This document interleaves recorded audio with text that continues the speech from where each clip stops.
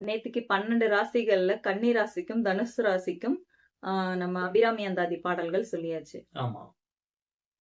அதுல கமெண்ட்ல 2 பேரு கும்பராசிக்கு சொல்லுங்க கும்பராசிக்கு சொல்லுங்கன்னு சொன்னாங்க. அதனால ஆமா. இன்னைக்கு கும்பராசிக்கு சொல்லிடலாம். சரி, கும்பராசிக்கு உண்டான பாடலை பாத்துருவோமா? நந்தவனத்தில் ஒரு ஆண்டி அவன் 4-6 மாதமாய் பொய்வனை வேண்டி கொண்டு வந்தான் ஒரு தோண்டி மெத்த கூத்தாடி கூத்தாடி போட்டுடைத்தாண்டி நல்ல வழிதனை நாடி நான் என்ன சொல்லிட்டு இருக்கேன், நீங்க என்ன நானும் ஏதோ சரி சொல்றாங்களோ அப்படின்னு நினைச்சிட்டு இருக்கேன். அப்புறம் தான் பார்த்தா நந்தவனத்தில் ஒரு ஆண்டின்னு பாடிக்கிட்டு ஆமா, இருக்கீங்க. இது நம்ம வேடிக்கையா சொல்ற மாதிரி இருந்தாலும் நான் எதுக்காக இந்த இடத்துல இந்த பாடலை நினைவூட்டுறேன் அப்படின்னா, கும்ப ராசிக்கும் அபிராமி அந்தாதிக்கும் நெருங்கிய தொடர்பு இருக்கு. அதுக்காக தான் இந்த பாட்டை பாடினேன். இந்த பாட்டை பாடிட்டு நம்ம அதை பத்தி பேசினாதான் கும்ப ராசிக்காரங்களுக்கு நம்ம இவ்வளவு முக்கியத்துவம் வாய்ந்தவங்களா அப்படிங்கிற ஒரு பெருமிதம் வரும். அதுக்காக தான் இந்த பாட்டை பாடுறேன். மறுபடியும் பாடுறேன்.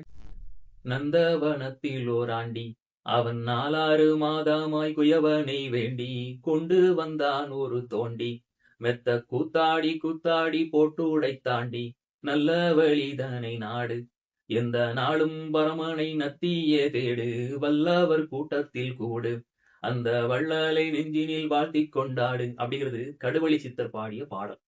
இந்த பாட்டுக்கும் கும்பராசிக்கும் நெருக்கமான தொடர்பு இருக்கிறது. இந்த உடம்ப நம்ம மண்ணுல செஞ்ச பாண்டம் குடம்னு சொல்லுவோம். அதே மாதிரி இந்த பாடல வரக்கூடிய விஷயம் என்ன சொல்லுதுன்னா, குயவனாக கடவுளை சொல்றாரு.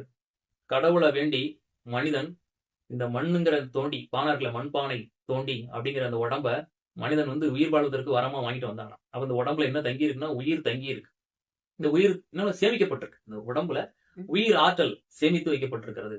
மனிதனுடைய ஆயுள் காலத்துல மனுஷன் என்ன பண்றான்னா, மனம் போன போக்குல போய் இந்த உடம்பு என்ன பண்றோம், நமக்கு எடுத்துறோம். கண்டபடி சாப்பிடுறோம், கண்டபடி உடம்பை இயக்குறோம். இதனால என்ன ஆகுதுன்னா, இந்த உடம்புங்கிற அந்த தோண்டி இருக்குல்ல மண்பானை, இது ஒரு கட்டத்துல என்ன ஆகும், கீழே நோயில படுத்து இல்ல ஏதோ ஒரு காரணத்தினால உடஞ்சி இந்த உயிர் இந்த உடம்பை விட்டு போயிடும்.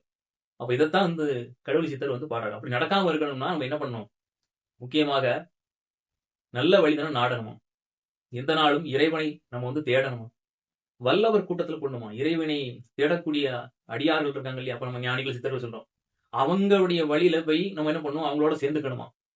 இப்படிப்பட்ட ஒரு அற்புதமான பாடல் தான் இந்த கடவுள் சித்தர் பாடல் சொல்றது.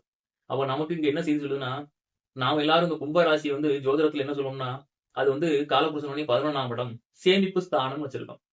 அந்த காலத்துல நம்ம இருக்கிற பொருட்கள்லாம் எதுல சேமித்து வைப்பாங்கன்னா, மண்பானைக்குள்ள போட்டு சேமிச்சு வைப்பாங்க. உலகத்துக்காக என்ன ஆச்சுன்னா, அது பொருள் சேமிக்கின்ற ஒரு ராசி ஆகிப்போச்சு. கும்ப ராசினாலே குடத்துக்குள்ள தங்கம் வைரமா போட்டு வைப்போம் அப்படின்னு சொல்ற மாதிரி ஆயிடுச்சு. ஆனா உண்மையான ஞானத்தின் பாதையில ஜோதிடத்தை பார்த்தோம்னு சொன்னா,